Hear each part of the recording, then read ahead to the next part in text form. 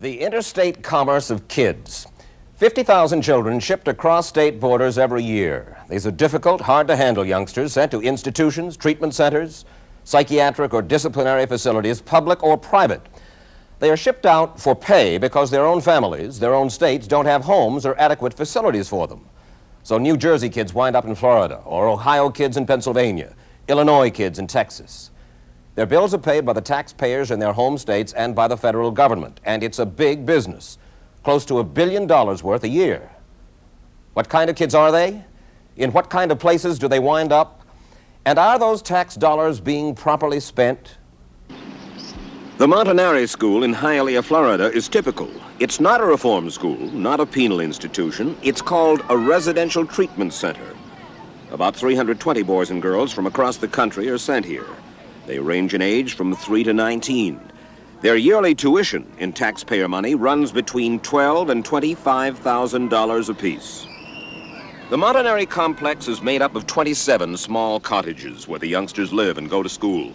There is one 2-story administration building and a 3-story lockup for discipline problems called Paisano Hall. Adilio Montanari, the founder, has been in business for 25 years. He's very sensitive about criticism from those who say that he's not giving the children enough, but he's mostly interested in making money. If you don't handle somebody and I will handle them, then what's wrong with it? I've made money in the past, and I keep it here, and I run a tight ship, and we produce. And I take, my kids get everything they need, according to my standards. Hi. Hi. Monty, as he's called by everybody, takes all kinds of kids other institutions turn down. Not just truants and mildly emotionally disturbed children, runaways, neglected kids, but severely disturbed, mentally retarded, or handicapped children as well. But critics insist that with the high tuition fees he gets, Montanari should hire more trained staff, that the children aren't being adequately supervised. When it comes to my kids, I'll fight with Lucifer himself. I've never shortchanged anybody, Mike. I've made mistakes, but I've never shortchanged anybody. We set out to see if that was so. Most of the children's contact is with their teachers, who are with them 8 hours a day, and with their house parents, usually 2 adults assigned to a cottage where 10 to 15 young people live. Salaries are low. Teachers take home around $120 a week. House parents make even less. It's such a difficult job. You'd think that it would need more money to attract people. But where are you going to get the money? You try and raise your tuition or the fee from the state. New Jersey has been shortchanging us $2,500 a month because they won't give us an increase. What do you mean? The state of New Jersey. New Jersey pays you $4,600 a year for education alone for the kids. New Jersey, for the kids over in Paisano, pays you $14,400 a year for one child. You have 2 kids in this school from New Jersey. New Jersey pays you $23,000 for 2 children. $23,000 apiece. Right. So we're not going to hold a tag day in Montanari on those. But do you know these kids, Mike? Do you know what these kids cost us in terms of timing? Huh? Some of the staff there told us that no special treatment is given any of the children. And institutions like Montanari are supposed to meet certain standards. There's supposed to be educational or vocational training. For the large fees involved, the children are supposed to get treatment, help, special attention.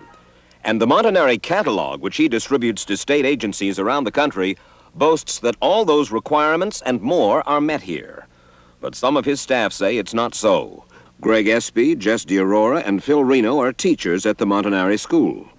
The catalog says all schools benefit from auxiliary personnel in the fields of speech therapy, remedial reading, music therapy, arts and crafts, and recreation. Remedial reading? No, that program doesn't exist. Tutoring assistance is available to each individual in the Paisano School program. I've never been asked to tutor, and nobody's ever mentioned it to me. Special educational tools of any kind? There was a speech therapist there. She's gone now, and I don't know that one's been hired in her place. She worked a half day there. One speech therapist for the entire Hialeah facility. You haven't got a speech therapist now? Temporarily. She just left last week. Remedial reading. We got remedial reading teachers all over the place.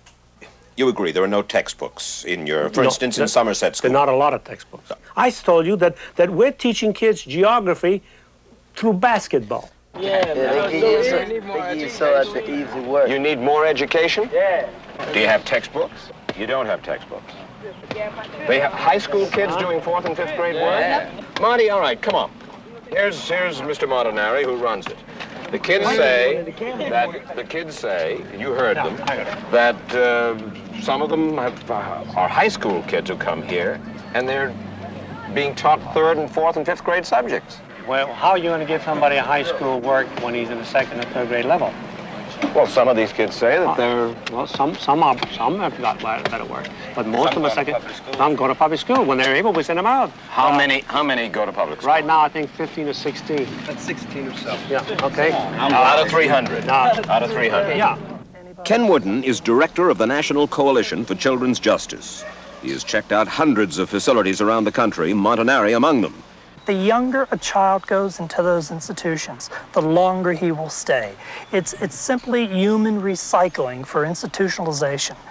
If a kid is 10 years old and he goes in there, he's going to be dependent on those institutions because he has no family structure, he has no community, he has no neighborhood. Is there much use of behavior controlling drugs at Montanari? I'd say 90% of the children at Paisano are on some sort of medication. What about in your classes, which is not Paisano? Well, I think many of them are on medication. I can't seem to keep them awake most of the day. Why are so many of your kids on therapeutic drugs? Because it makes them much easier to work with, and then instead of putting them in chains, okay? Putting them in chains? Well, actually, you lock them up. Well, I saw those youngsters out there in the playground. They didn't look like they were chainable. But you know what would happen if they didn't have drugs? What? They'd tear the place apart. When I go into a facility like that and look around, I look for signs. And the signs tell me if it's a human warehouse or an institution that's meeting the needs of the kids. All right, what are Some the of the signs? signs, okay. A high use of drugs administered like candy. That's a sign because it's the modern chemical restraints. And I'm willing to bet at Montanari, as in other places, it's extremely high. About half of the kids are on drugs. About 200. Yeah, from very mildly to good dosage. Mm-hmm. Your Paisano school, that's a maximum security place where the kids are locked in. Right. There are about 40 of them. Right. According to your catalog, because of the special needs of the patients in this school, the principal and teaching staff work very closely with the psychiatrist and the social worker. Yes. I've been there 6 months and I've only met one social worker and one psychiatrist. There is no dialogue. No. Let me understand. Between the teachers and the psychologists, psychiatrists? No. Who's your recreational director? We have Eldon Cook and supervisors. But you have a recreational director? No, we don't have a so-called recreational director. Why not? Because everybody does recreation. Yeah, but for instance, in your brochure, it talks about recreational director and how important he is. Yeah. But you don't have one. I don't have it as such. Mr. Montanari, what I don't understand is for 300 kids and an annual gross of something like $4 million, that you would wind up with just this one playground. I understand football goes on here, volleyball, basketball, everything. Right. But it's not only here, Mike. I have that playground over there. I got many backgrounds. That's the public But playground. I'm part of the public. My kids are citizens of the community. Well, I know, but this is the Montanari. This is the Montanari, one of the biggest ones we have. We have a 10-acre track up in Davie that we use. I'm talking about the kids who are right here at Montanari. Greg, recreational activities for patients in the maximum care unit, that's Paisano, where you teach, include table games, arts and crafts, yoga, football, volleyball, softball, bingo, swimming, and occasional field trips. True? False. All we have are a deck of cards for each classroom. That's the game? That's the games. There's a few puzzles. What kind of puzzles? A couple of Burger King, a Bionic Man, which doesn't have all the pieces to it, and a SWAT team, which is missing pieces. And you mean that is the games that these youngsters are exposed to in the afternoon in the unstructured play? Right. Who is your director of occupational rehabilitation? Dr. Bell. And what else is he? He's the director of educational services. What else is he? That's about it. And what does that mean, occupational rehabilitation? Well, there's some kids who are non-academic and never will be academic. Therefore, they've got to have a base to spring from, a foundation. So what does it take to learn to work? What do you teach them to do? Be there on time, follow instructions, enjoy their work, motivation. What actual jobs do you teach them? Well, we teach not too many actual jobs. We teach what it takes to go to work. Well, I understand that it's important to teach a young person to come to work on time and so forth, Right. but unless he has a skill of some kind. But our skills are so low and so basic. You know, Our attention span is that long for our kids. I guess that what I'm saying is No. that the promise of this manual, and the performance of Montanari, there's a great distance between the two. I don't think so. I think because you're just looking at me, you're cutting me open today. Okay? With that It's a many, random day. well, a random day, but And on this random day, there's no Right. dietitian, no Right. speech therapist, no occupational rehabilitation director. no, that's not so. No recreation no, director. No. There was an occupational director. Dr. Bell is pretty well qualified. Yeah, but you would acknowledge to me that they don't learn any jobs. Fellas, isn't it perfectly possible that Montanari has heard all of these complaints before and said, look, I've tried some of these things. I've tried recreational facilities. They don't work because the kids beat them up. I've tried textbooks. Why advertise them? What? Why Why advertise that that's what he's delivering? That's what he's telling the agencies that he's offering. And I imagine that's why they send him here. Why do you put these words in there? Because I have to put something down in writing. And when you put something in writing, it's got to be to the letter. What do you mean you have to put something down? In order to get a credit, I got to get a manual. In order to get accredited? Credit by any agency, the state, the Joint Commission, anybody. They want to see on paper. What do? You know how much stuff there is there? If you did everything there was there, God damn it, you go crazy. But at one time or other, those are followed. There are times we don't follow them. We can't. Either lack of staff or lack of knowledge. But certainly not lack of money. No, all right. Okay. But if I didn't have money, I couldn't do anything, because I'd close down tomorrow. You going to loan me $2 million a year for my payroll? Listen, The bank won't either. if anybody's going to loan anybody any money, it's going to be Adilio Montanari. He's the fellow who has all the property and the... But Adilio Montanari worked for that goddamn money. Believe you me. What kind of a profit would you say that your various corporations here turn in the course of a year? Anywhere between 5 and 10%, 11% once in a while. You make between $400,000 and $500,000 a year out of the $4 million. And your own salary for That's very good. 1974 It was very good. was $57,000. Very good. And now it's more. It's a little more, yes. And your wife's salary for 1974 was $17,500, and now it's more. Right. People who are professionals in this field say, if a man is making as much money as Montanari is making, he's doing something wrong. Well, I'm not doing anything wrong. He's not giving the kids enough. Well, I hate to see anybody do any better. But you've got an asphalt playground with Oh, one... what the hell? With So what one, the hell? What the hell? Do I beat the kids?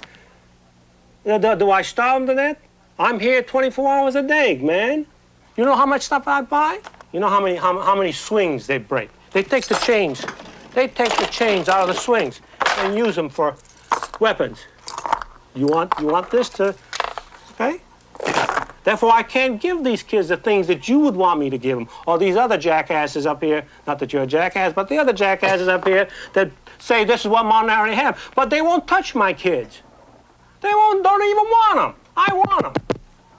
I want them. And they say you want them because... Yeah, because I have money. Right. Okay, fine. And then what's wrong with that?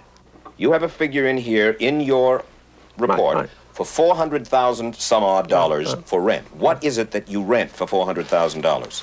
I rent a lot of these buildings Who do you rent them from? from myself and from another corporation. Ah. Okay, So in other words, you have 4 or 5 corporations. I have three, I think.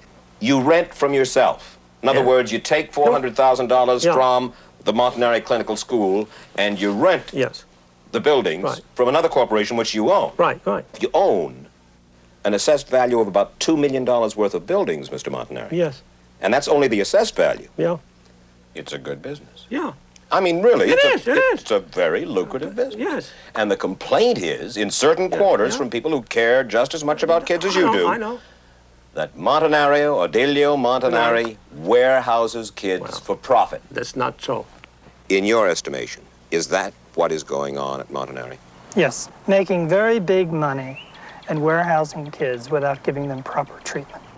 There are other programs where instead of locking them up, they serve kids in a humane, decent way. And the taxpayer does not get ripped off like the kids and the staff in these facilities that handle them. Why isn't more of that done? It's not done because it screws up the industry of locking up kids. It's too threatening to a $15 billion industry. It's too threatening to the politics of incarceration, the politics of jobs, the politics of large profits, the politics of professional power, and the politics of corruption. It's too threatening. And one last politics, the politics of misinforming the public, generation after generation, while these kids are destroyed.